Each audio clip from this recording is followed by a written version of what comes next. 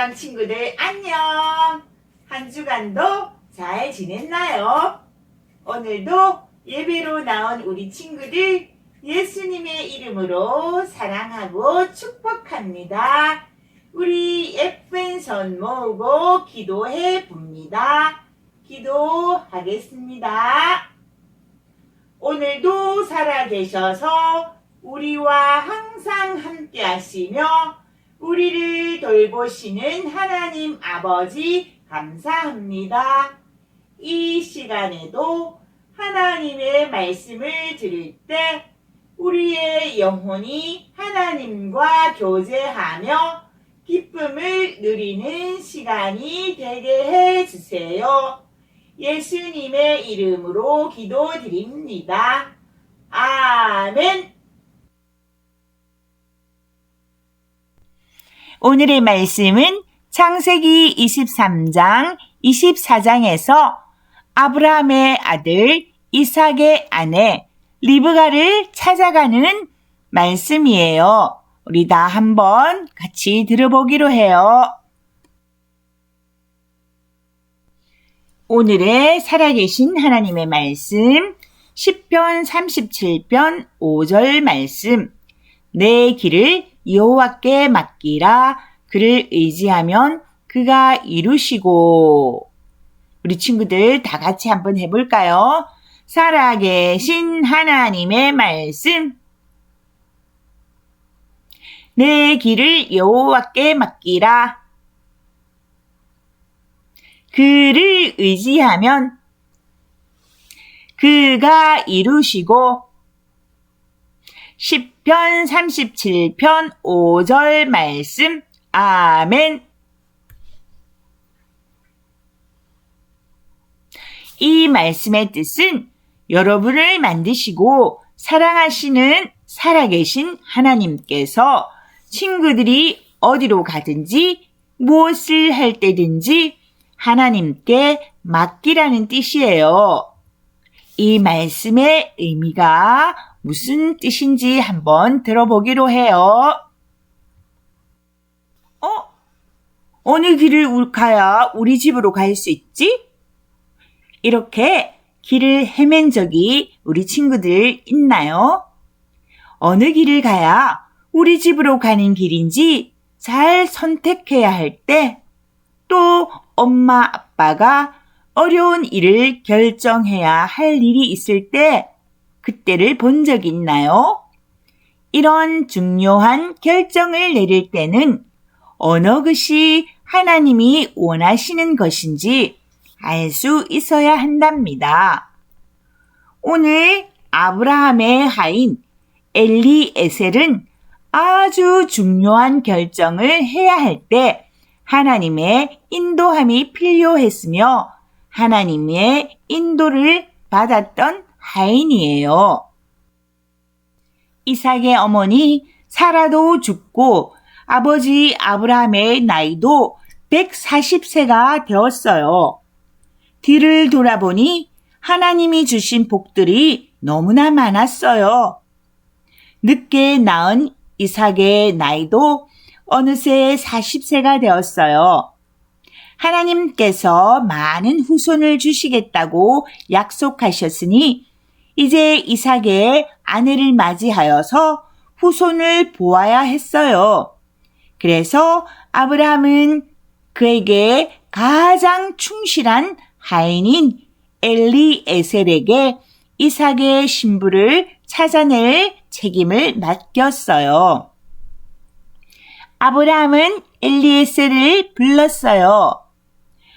엘리에셀, 내가 나의 고향에 가서 이삭의 아내를 구하고 싶지만 내가 이렇게 나이가 들어서 움직일 수 없으니 엘리에셀, 너가 이 가나안 사람들 중에서 이삭의 신부를 고르지 말고 나의 고향에 가서 이삭의 신부를 구해주기를 하나님과 약속하라 하고 말했어요.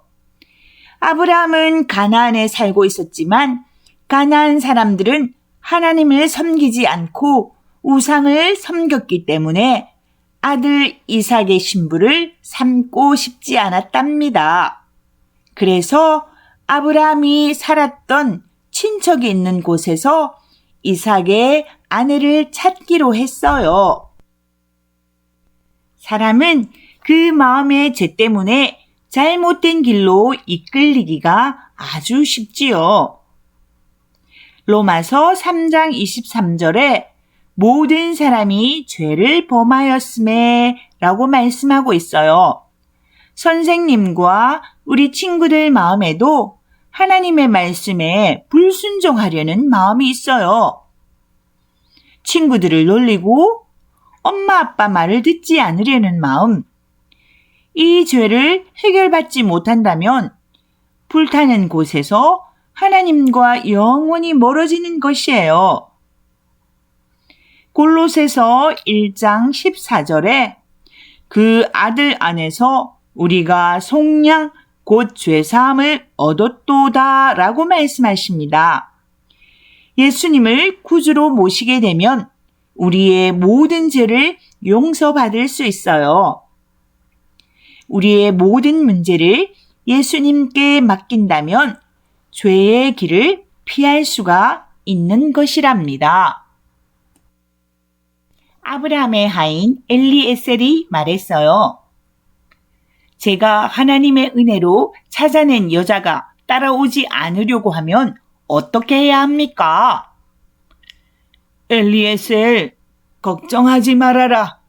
하나님이 천사를 앞서 보내셔서 좋은 여자를 만나도록 인도할 것이다 하며 아브라함이 답했어요.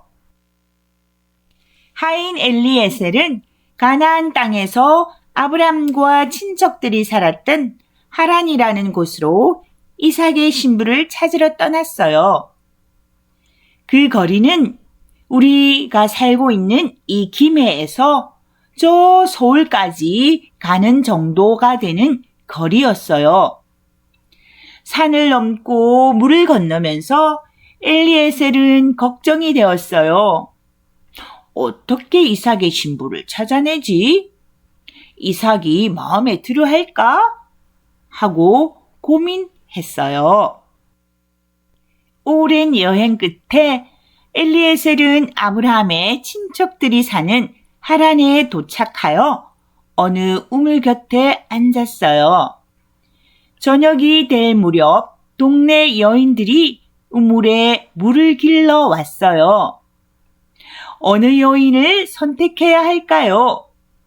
이런 상황에서 엘리에셀은 하나님을 의지하며 인도하심을 구하기로 했어요. 우리 친구들도 어려운 일이 생겼을 때 하나님의 인도하심을 구해야 한답니다. 어떻게 구해야 할까요? 첫째, 하나님께 지혜를 구하세요. 둘째, 하나님의 말씀에 귀 기울이세요. 셋째, 다른 친구들의 충고 속에도 하나님의 인도하심을 찾을 수 있기 때문에 하나님께서 직접 친구들의 길을 가르쳐 보이고 친구들을 주목하여 훈계하실 수 있다는 것이에요. 엘리에셀은 기도했어요. 어떤 한 여인에게 엘리에셀 자신과 자기가 타고 온 낙타에게 물을 좀 달라고 말할 때 거절하지 않고 물을 주는 여인이라면 하나님께서 이삭의 아내로 정하시고 인도하시는 여인일 것이라고 기도하며 확신했어요. 그때 마침 젊은 여인이 엘리에셀 옆에 와서 물을 길렀어요. 엘리에셀은 그 여인에게 물을 좀 달라고 했지요. 그랬더니 엘리에셀에게도 물도 주고 엘리에셀의 낙타에게도 열심히 물을 가져다 주는 것이었어요. 엘리에셀이 기도한 대로 이 여인은 행동한 것이에요. 놀랍지 않나요? 이렇게 하나님은 엘리에셀의 기도에 응답하신 것이었어요. 그 여인의 이름은 리브가랍니다. 알고 보니 아브라함의 친족을 찾게 된 것이었어요. 정말 아무도 알지 못하는 하란이라는 땅에서 하나님의 인도하심을 받은 것이었어요. 엘리에셀은 리브가의 집으로 찾아가 리브가의 아버지와 오빠에게 당신들의 친족인 아브라함이 아들 이삭의 신부를 찾는다고 말하고 기도한 대로 리브가가 자기와 자기의 낙타에게 불을 주었다고 이 일은 하나님께서 하신 일이라고 신나게 이야기했지요. 그리고 다음날 아침 엘리에셀은 리브가를 데리고 이삭을 만나러 갈 준비를 했어요.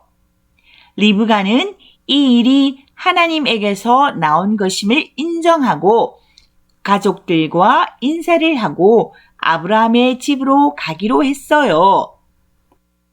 이삭은 자기의 아내가 될 사람을 기다리고 있었어요. 이삭도 자신의 아내가 될 사람을 위해 기도했지요.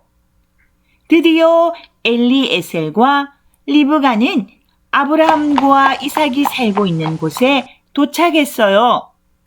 리브가는 이삭을 만났고 이삭은 리브가와 결혼을 하게 되었답니다.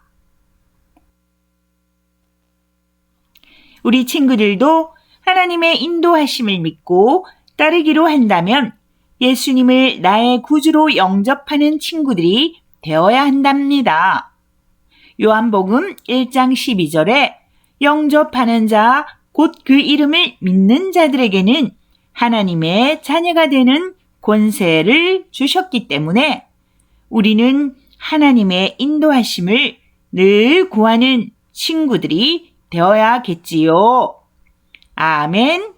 자, 기도하겠습니다. 두 손 모읍니다. 하나님 아버지 감사합니다. 오늘 이삭의 아내를 찾기 위해 하나님의 인도하심을 믿고 기도한 엘리에셀처럼 저희들도 하나님께 우리를 인도해 주시고 우리의 길을 가르쳐 달라고 기도하는 친구들이 되게 해 주세요.